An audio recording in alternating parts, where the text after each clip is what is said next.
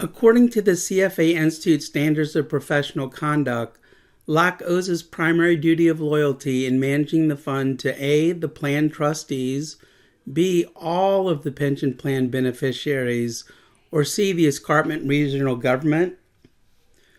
The answer is B, all of the pension plan beneficiaries. Locke's primary duty is to his clients. In the case of a pension plan, the clients are the ultimate beneficiaries. So very straightforward question here.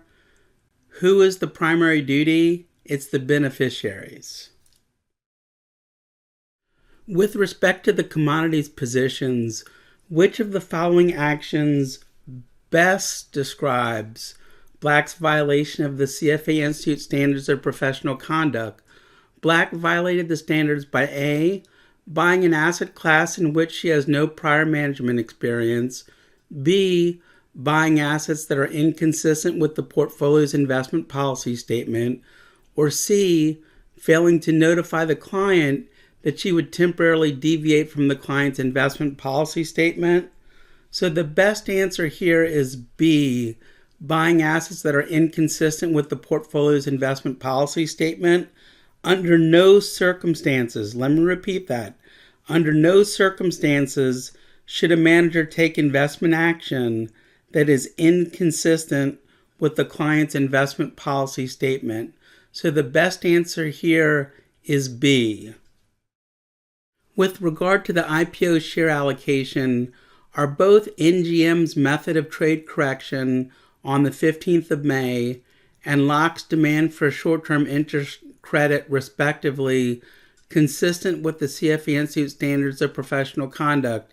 A, yes. B, no, only the method of trade correction is consistent. Or C, no, only the demand of short-term interest credit is consistent. The answer here, it's a little bit tricky, I think. So you got to think through this a little bit. The answer is C, no, only the demand for a short-term interest credit is consistent.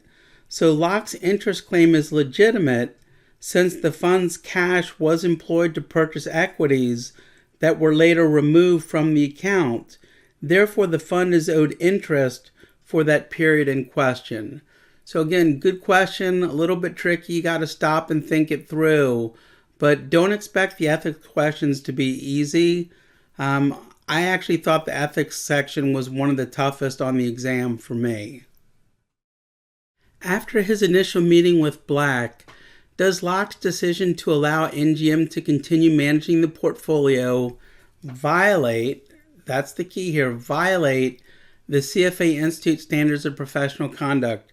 A is no, B is yes because he allowed political factors to influence his decision, or C, yes because he is obligated to immediately suspend MGM until he finishes evaluation? The correct answer here is A.